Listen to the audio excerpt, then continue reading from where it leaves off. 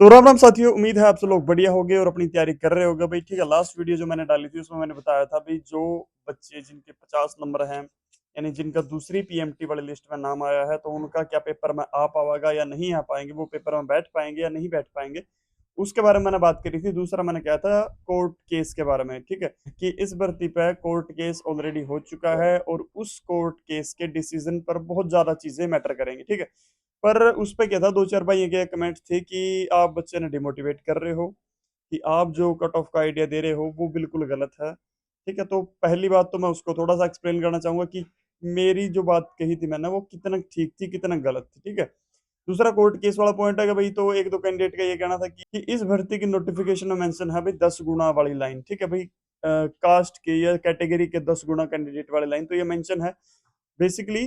सही है, बात आपकी मेंशन है। तो वीडियो में आगे बढ़ने से पहले प्लीज एक बार चैनल को सब्सक्राइब जरूर कर दें। ठीक है, काफी समय लगता है आपके लिए कंटेंट क्रिएट करने में, बेसिकली समय निकालने में, सोचने में क्या बोलना है क्या नहीं बोलना है, एडिट करना, सब स्क्रिप्ट करना, इतना टाइम निकालना मेरे लिए भी काफी मुश्किल होता है। तो प्लीज थोड़ा सा आप चैनल को सब्सक्राइब कर दें, यही मेरे लिए बहुत है, इतने मोटिवेशन बहुत है मेरे लिए। और चलिए वीडियो आगे शुरू करते हैं। 10 गुना कैंडिडेट वाली लाइन जो है मेंशन है, तो और कोर्ट केस का डिसीजन जो है वो 2028 तक हो सकता है कि ना आए। ठीक है, इस बात पे भी थोड़ी सी बात करेंगे। तो सबसे पहले बात करते हैं यहाँ पे कट ऑफ के रिगार्डिंग। ठीक है भाई, कट ऑफ में जो 50 नंबर वाले कैंडिडेट जो पीएमटी देने जाएंगे, क्या वो पेपर में भी जाएंगे, उस पर थोड़ा सा मैं आपको बताता हूँ। देखो, तो मैं आपको थोड़ा सा ओवरव्यू दे देता हूँ, सिर्फ जीडी के लिए सेम पॉइंट ऑफ व्यू रहेगा भाई, फीमेल कांस्टेबल के लिए और जीआरपी के लिए। ठीक है, तो मैं सिर्फ आपको मेल जीडी की बात करता हूँ। तो नंबर ऑफ पोस्ट कितनी है, लगभग 4600 नंबर ऑफ पोस्ट कितनी है, लगभग 4600 है। लगभग 4600 कैंडिडेट को भर्ती किया जाना है। उसके बाद इसका अगर मैं मानता हूँ 15 गुना जो कैंडिडेट उन्होंने पहले पीएमटी के लिए बुला लिए, 15 गुना कैंडिडेट में आगे 69,000 अप्रोक्सीमेटली। ठीक है, लगभग 69,000 कैंडिडेट आ गए 15 गुना की कैटेगरी में। फिर उन्होंने 5 गुना और बुला लिए। अब उन्होंने 5 गुना की लिस्ट और जारी कर दी, तो 5 गुना कैंडिडेट बन गए लगभग 23,000 कैंडिडेट। ठीक है, टोटल कंबाइंड कैंडिडेट बन गए, लमसम हो गया इसका 92,000। भाई 92,000 कैंडिडेट ऐसे बन गए जो पीएमटी देने जाएंगे। अब पीएमटी की बात करूं भाई, पीएमटी में हरियाणा पुलिस की भर्ती में दो चीजें मेन रूप से चेक होती हैं, एक तो चेस्ट, दूसरा हाइट।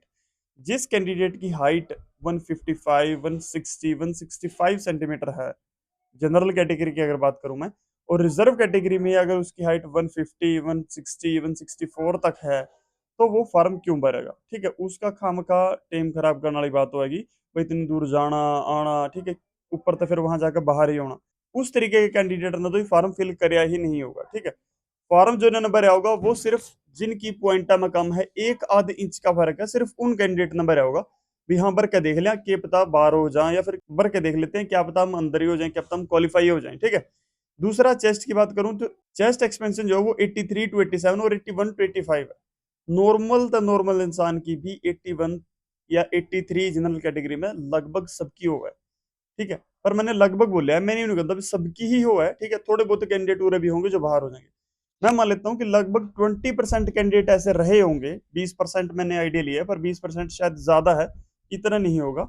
20% कैंडिडेट फिर भी मैं मान के चलता हूँ कि चेस्ट, हाइट और अब्सेंट रहे होंगे। ठीक है, चेस्ट में, हाइट में, या फिर अब्सेंट हो गए होंगे 20% कैंडिडेट पीएमटी में बाहर हो गए होंगे। ठीक है, उसके बाद कितने बचे हमारे पास, उसके बाद कैंडिडेट बच गए हमारे पास 73,600। ठीक है, 73,600 कैंडिडेट अभी भी बच गए। 73,600 कैंडिडेट बच गए पीएमटी में, अगर 20% कैंडिडेट को मैं बाहर कर देता हूँ सिर्फ हाइट, चेस्ट और अब्सेंट कैटेगरी में। ठीक है, वैसे तो इतना ज्यादा मेरे को लगता नहीं कि इतने ज्यादा कैंडिडेट बाहर हो जाएंगे, फिर भी मैंने 20% एक राउंड फिगर में मान लिया। चलो ठीक है, उसके बाद अगेन मैं मान लेता हूँ 20% कैंडिडेट पे पीएसटी ही क्वालिफाई नहीं होगा।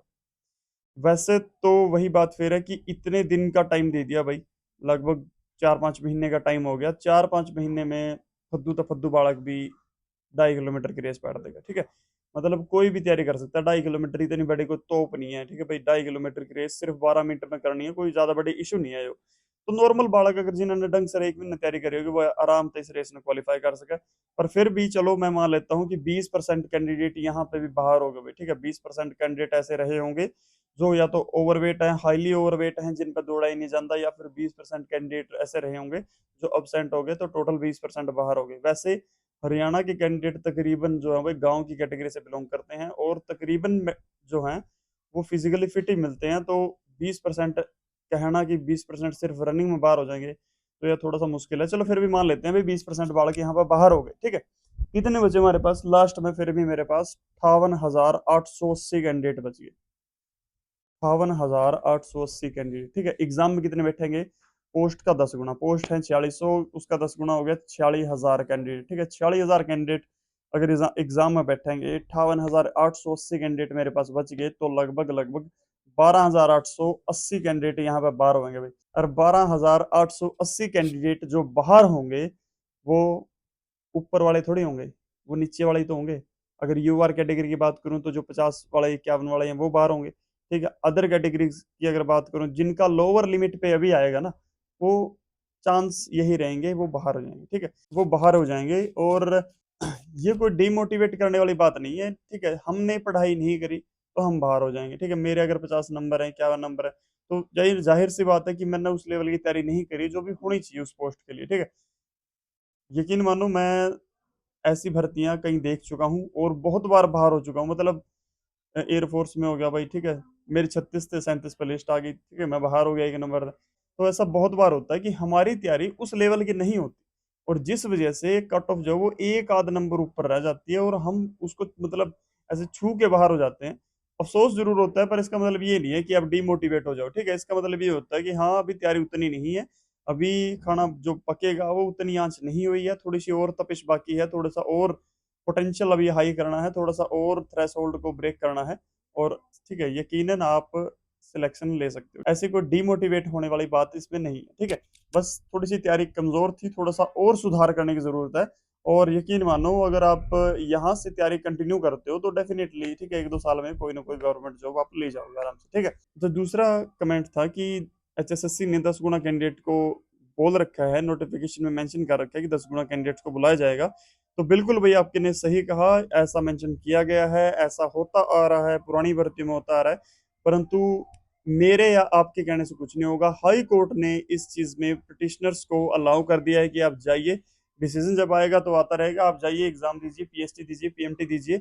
और मामला अगर सुप्रीम कोर्ट में है, एचपीएससी वर्सेस प्रोमिला वाला, अगर मामला सुप्रीम कोर्ट में है, तो जैसे ही वहां का डिसीजन आएगा, क्योंकि बेसिकली क्या है, केस अटैच हो जाते हैं, कि जो सेम टाइप के केस होते हैं वो अटैच हो जाते हैं। अगर वहां से कुछ डिसीजन आएगा तो उसका इम्पैक्ट इस पर भी देखने को मिलेगा। अगर वहां से सुप्रीम कोर्ट ने प्रोमिला को अलाउ किया, यानी प्रोमिला अगर उस केस में जीत जाती है, तो एचएसएससी को अपनी जो नोटिफिकेशन है वो भी चेंज करनी पड़ सकती है, ठीक है। क्योंकि एचपीएससी या एचएसएससी सुप्रीम कोर्ट के अबव नहीं आती, उसके ऊपर नहीं आती, ठीक है। जो सुप्रीम कोर्ट का डिसीजन होगा, वही हरियाणा की हाई कोर्ट जो है, हरियाणा पंजाब हाई कोर्ट, उसका डिसीजन होगा, और एचपीएससी या एचएसएससी को ये लागू करना पड़ेगा, ठीक है। हो सकता है कि जल्दी डिसीजन आ जाए, हो सकता है कि डिसीजन लेट हो जाए, क्योंकि डिसीजन अगर लेट हुआ, अगर भर्ती कंप्लीट हो गई 2026 या 27 में, अगर ये भर्ती कंप्लीट हो गई, उसके बाद डिसीजन आया, तो कहीं ना कहीं सिरे से ओवर रूल करना भर्ती को वो थोड़ा मुश्किल होगा। बाकी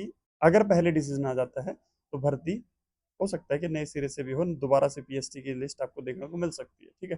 पीएमटी की लिस्ट आपको दोबारा से देखने को मिल सकती है। तो जैसा भी होगा वो खैर देखा जाएगा।